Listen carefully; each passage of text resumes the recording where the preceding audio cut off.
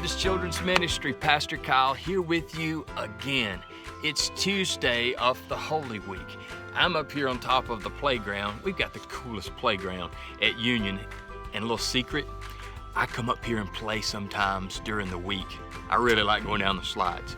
But that's what I'm doing right now. I'm up on the playground and I thought I'd share a little bit more of the book that we're reading right now during Holy Week called The Week That Led to Easter from Learning Bible Stories with Arch Books. Now, yesterday we began to talk about this book and a little bit that's going on in the first couple of pages, and I want to read them to you again today because today's Bible story goes along with what was going on here.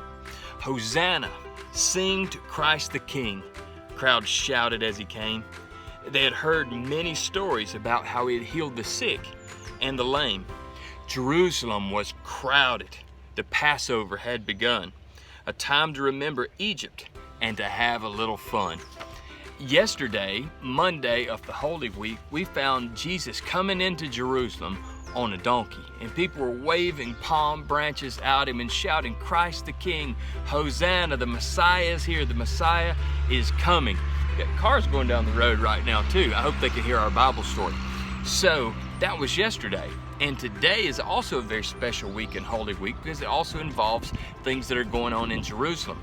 See, while all this is going on, there were some religious leaders who were planning to take Jesus out, to take him down, conspiring and plotting together to have him arrested because they didn't like the fact that Jesus had established himself as a spiritual authority, somebody that spoke with power and somebody spoke with a lot of influence. They didn't like that at all, so they began to plan and to plot, figuring out some way that they could arrest him. Well, later that afternoon, Jesus took his disciples to a place called the Mount of Olives. And there at the Mount of Olives, he begins what's called the Olivet Discourse. He basically preaches a sermon, and a very good one. He talks about how things are going to work out, and he talks about how one day he's going to come back. Even after he's died and risen again and went on to heaven, he's going to come back again. That took place in the Olivet Discourse. So I want you to study Matthew chapter 23, verses 24 through verse 33, and you can read a little bit about this as well as Matthew 21 through chapter 24. You can read a little bit about what we've talked about today. Well, look forward to coming to you again tomorrow on Wednesday, and we're going to talk about something else that's really special.